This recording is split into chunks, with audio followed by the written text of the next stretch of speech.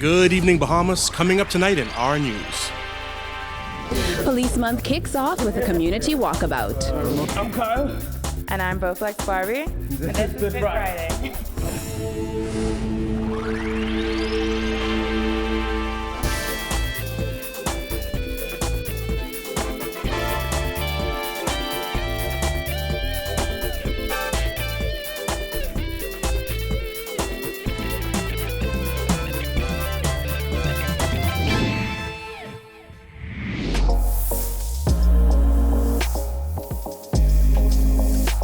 Our news is brought to you by Alive.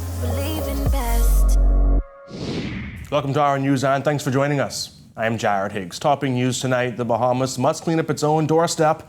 That coming from Commissioner of Police Anthony Ferguson, who was responding to a recent U.S. travel advisory. His comments came as the top brass of the police force took to the streets to ensure residents feel safe in their communities. Jillian Gray tells us more. Boots on the ground today as the top brass of the Royal Bahamas Police Force sought to touch a number of inner-city communities.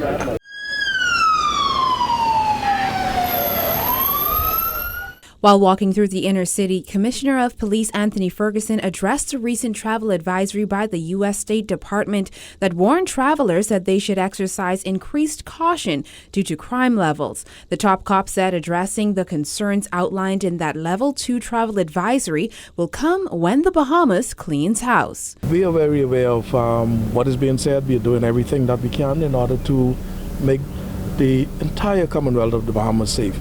Every single Bahamian, every single person who would visit our shores, not just one set of people. I think if we start to do a good job with ourselves, then we can do a good job with other people. Earlier this week, the tourism minister said the government was surprised by the latest warning as recent crime statistics show a decrease in crime. The national security minister too defended police efforts, stating the numbers show a decrease by 8% in 2018 compared to 2017. The commissioner also leaned on the numbers, stating they should be the measuring stick for commentary on crime. As the commissioner, I have the statistics. You live in the Bahamas, you see what is happening, and I think we have to judge it from there. Now, as this community walkabout kicks off the start of Police Month, many residents in the communities that were visited heralded police continued presence. It's awesome because having police around, just a uniform present. If a person about to, let's say, housebreaking, which and God forbid we don't have this around here, if they would see a car pass, the mind can automatic change.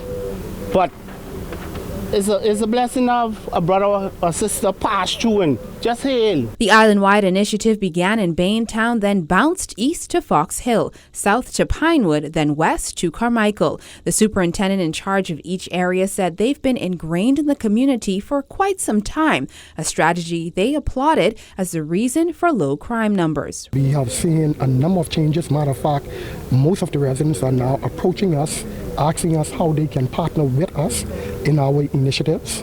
We just recently would have had last week a school summit at Uriah McFreed Primary School. We have delinquent students. We have students who are troubled, who have other issues that are from home that they bring to school.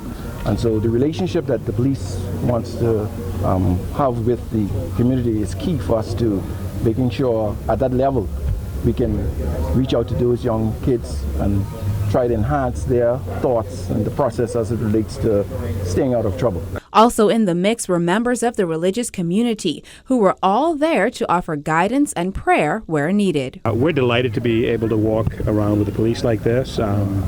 We believe that the church must work with all the other engines of society if we're going to change it. We're asking every church in the Commonwealth of the Bahamas during their service to pray for officers that are in their congregation and those that are serving in the Commonwealth of the Bahamas. We're committed to helping eradicate some of the challenges we have. The police walkabout was also replicated in the Family Islands. Police Month continues tomorrow with a fun run walk. Reporting for our news, I'm Jillian Gray. Thanks, Jillian. A dramatic video making the rounds on social media today showing a young child who was left unattended in a locked vehicle at the Ministry of Health. There's a baby inside this car hollering. This is a baby. Lock in this car holder in the car, screw right up. This is a baby inside this car crying. Minister of Health Dr. Dwayne Sands confirmed that the incident took place in the Ministry of Health's parking lot. He says the car was broken into with his permission. Sands added that the driver of the vehicle showed up shortly after and didn't provide a suitable explanation for the incident and was subsequently taken into custody. According to police, the child is now in the custody of his mother, and the driver, said to be his father, is under investigation. $3.5 million. That's how much government is pumping into upgrading equipment and rebuilding a wing of the Rand Memorial Hospital that was destroyed by a fire in 2017. Health Minister Dr. Dwayne Sands revealed that fact as he, the Prime Minister, and Deputy Prime Minister recently toured the facility, giving our news team an exclusive look at the ongoing work. Jasmine Brown was there and filed this report. During that tour, the health minister revealing that work is on schedule and it will cost millions of dollars to complete. It is a commitment that we have made. It is an almost $3.5 million investment in healthcare in Grand Bahama, and more to come. The blaze that destroyed a portion of the Freeport Hospital occurred on July 21, 2017. In the immediate aftermath, patients and staff at the Rand Memorial Hospital in Freeport had to be evacuated from the building after a fire started in the kitchen sometime after 3 p.m. that day. Videos circulating on social media showed dozens of nurses and other medical professionals outside Rand pushing electric hospital beds with patients away from the building. Nearly 2 years after the fire, it is a much different scene, with the once scorched wing now an active construction zone. Sands gave a breakdown of the scope of works. We have been constructing a brand new state-of-the-art kitchen, cafeteria, area for dietary consultation, then the connecting corridor to lead to the main hospital. We would have passed a brand new state-of-the-art 64-slice CAT scanner, which means that the Rand Memorial Hospital has one of the best CAT scanners in the region. As for the pace of the work, the health minister admits it got off to a slow start. However, he says they are now on track to be completed by the summer. A lot of this construction, which had been conceived, was stalled at the beginning of or middle of 2017. And certainly I want to say thank you to the Ministry of Finance to make funds available to get this thing completed, to the contractor, to everybody who has been working aggressively to get this back on stream.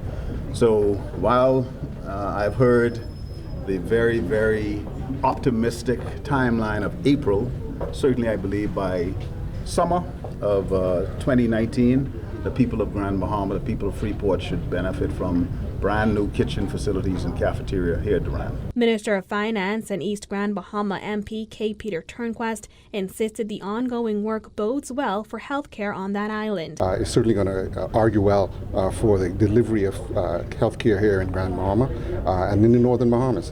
And so we are very grateful for the work that is being done. Reporting for our News, I'm Jasmine Brown. Thanks, Jasmine. As many continue to celebrate the victory of Arinthia Komalafe and counted as a milestone for women in Bahamian politics, former opposition leader Loretta Butler-Turner says she doesn't see what all the hoopla is about. Georgie O'Bain reports.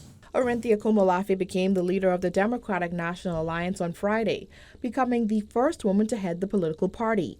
While many applaud Komalafe on her victory, former opposition leader Loretta Butler-Turner says she doesn't see the big deal about the victory.